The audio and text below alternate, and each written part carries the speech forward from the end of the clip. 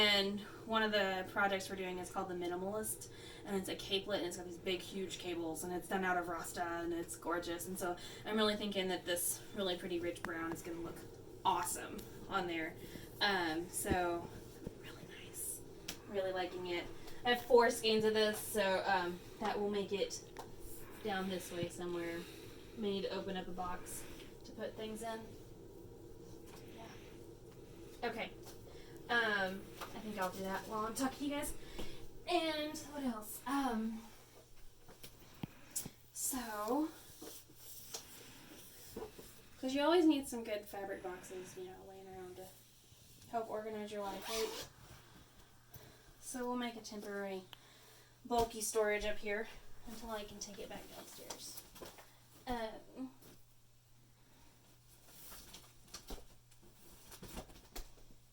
Those need to go back downstairs too.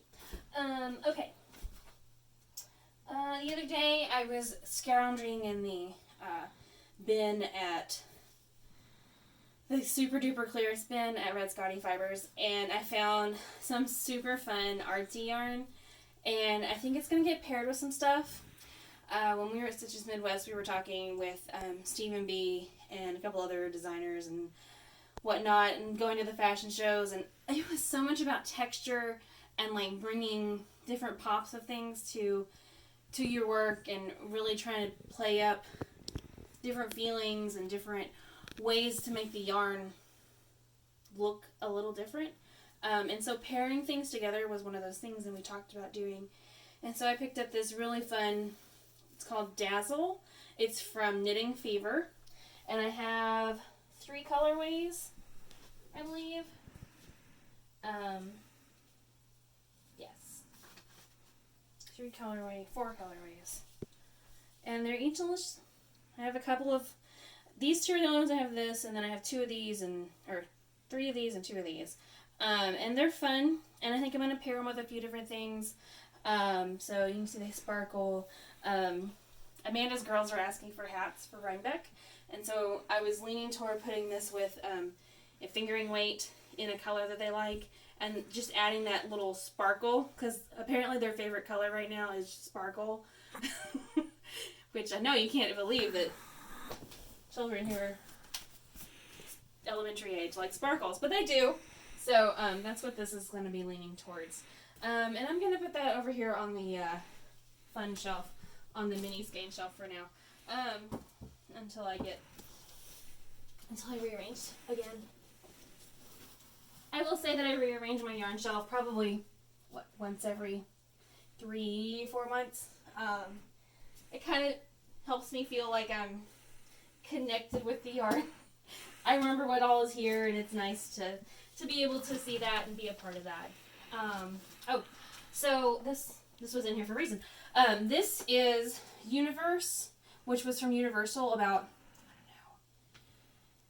I don't know, would have been 2015 or 16 or so when I owned the yarn store, and it is a lace weight cotton linen with a metallic. I'll show that off here. And so what I was thinking about doing is, I was talking about pairing things, is actually pairing it with this loveliness to add just a little bit of sparkle to those cables. I think that'd be really fun. I am going to test that out before I, commit to the entire project. But I do really like the way this is kind of playing together and playing off the, cotton linen feel with the wool.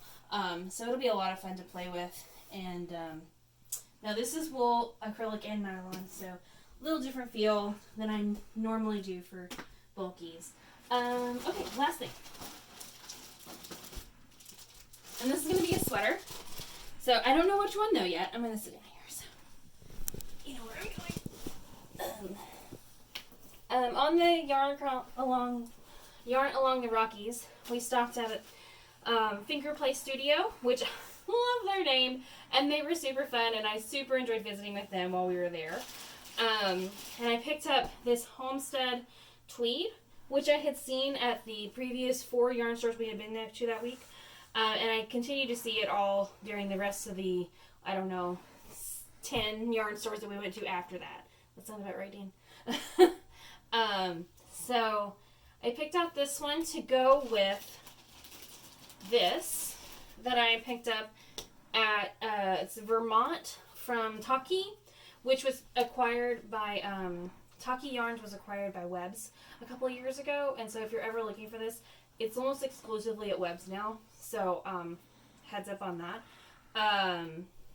But yeah, this one's a fun one. 50/50 alpacas merino, and it's marled and lovely. And I found it on the 50% off rack, so that makes me happy. But before that entirely, we went to a yarn store. Oh, this one was at Estes Park, the Stitch and Den in Estes Park, Colorado. Before that, we went to Hayes, Kansas. And in Hayes, they have a lovely yarn store called the Quilter's Cottage. And they were having knit group that day, and I saw this purple, and I made Dean climb on the shelves to get it for me. So, this will be the main color, and then these two will be my accents. So a little more of this one, and then this is the least one. So I gotta find the right pattern, but I've got some ideas, and I'm really excited about it. I think it's gonna be a really fun sweater once I get going. Definitely a color work. Ralph is being himself. This is our cat. He's not usually very playful. He's usually very lovey. I don't know if you guys have seen Ralph before. Well, a few videos, but here and there. Anyway, if I say the right things, he'll purr really loud. Yeah. And it sounds like his brother may be coming up the stairs now too. Anyway, so if you have any great ideas for an Aran weight sweater that calls for approximately 1,100 yards, I would love to hear your ideas. I have about 890 of the purple, and then I have another, don't remember, 300 of the gray, and then the green, not as much. No, I have 200 yards of the green. So, yeah. So, it's like 1,200 yards then, isn't it? 9, 3. Oh, even more than that. Sweet. Go me! 1,300 yards, 1,400 yards. So, good stuff. Anyway, this is all together, and this will go down in my sweaters quantities that are, like, paired up, ready to do things with. Hello, Jack. This is Jack. He's going to sit with us now. Okay, so, there are some great patterns out there on Ravelry right now. I'm starting to put together my list for Rhinebeck, and Amanda's on that, so we're going to work on getting together our different patterns that we love for Rhinebeck bundles, and figuring out what yarn we need to buy and how much of it, and it's one of our favorite things to do. So we're going to do that, and you guys will be included on that, I'm sure. And what else will we do? So do you have any good pattern suggestions or makers that you really like, different yarns that you're a fan of that we can get at those kind of, at that that event? I'm trying to think of the type of yarn I'm talking about. Like small farms and those kind of things that we can find there. We've seen some fabulous things at Rhinebeck before. Burgess Brooks Alpaca Farm. We bought a lot of small-time vendors and things that we've really come to love. Things like Briar Rose that we only see at those type of events, at festivals. I've bought 2 sweater quantities from her, or three sweater quantities from her, and then Amanda's also bought a sweaters quantity from her as well. And then, so we definitely have our fair share of this one, and I love her stuff, so I can't wait to see what we can find this year, and which pattern I'm going to pair it with. So, yeah, and, okay, so blocking wires, I think I was talking about that earlier. So what you want to do, usually what I would do is I would feed I'll pull this back down here now. Okay. I am going to do the top edge with a super flexi wire so that it gives it a nice round shape, and then I'll do the bottom in a less flexible wire and then pull it out so that the drop stitches are nice and pulled so that you can see them and really show off her hard work. It's a really pretty pattern. I don't remember the name of it. I'm I'm sure she's told me like 4 times. Yeah. So, anyway, I think that's all I got for you, really. I hope you had fun.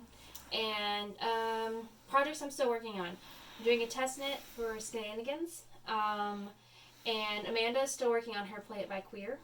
So, which is a fabulous shawl done in short rows and very similar to her, the blanket that she's been working on for several years now. And then she's also been putting together the blocks on her Lattes and Llamas Geek Along blanket as well. So her double knit blanket. I've also cast on I did a hat this weekend, which I loved. It's a pattern by Lattes and Llamas as well.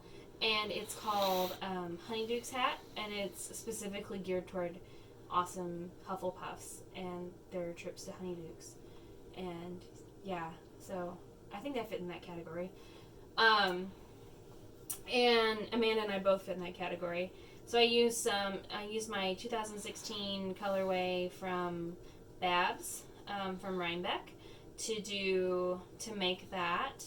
I had some K2, a partial skein of K2 in that colorway, which I really enjoyed working with. The colors are great. I have a shawl out of those colors as well that I really enjoy having and being a part of.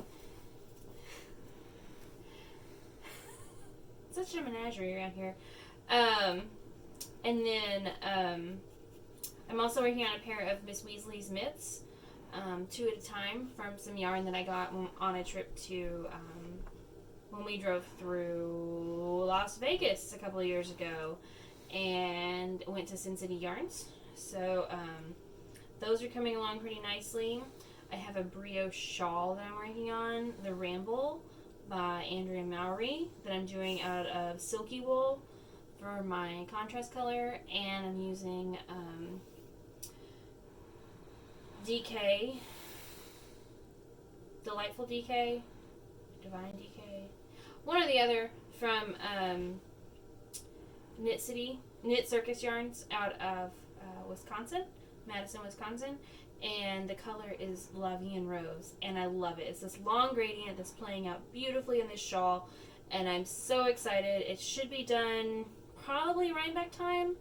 I'm still working on my Veronica for Rhinebeck in yarn from Briar Rose, in this really pretty chocolate purpley color that just makes me super happy, and I'm really excited about finishing it. We're doing this big road trip, and so I'm pumped about getting to cozy up in this lovely Jelver-sized cardigan that I started like 2 years ago and just now getting around to finishing. So we're going to work on that. And I don't think Amanda has anything else going on right now, like project-wise. She's got a couple of knit groups going though, and I'm super excited about those for her. I'm sure you'll be seeing some posts about knit groups from her on that category of life. So, okay, I think that's everything. Yeah, we'd love to hear from you. Thanks. I'll see you very soon. Bye.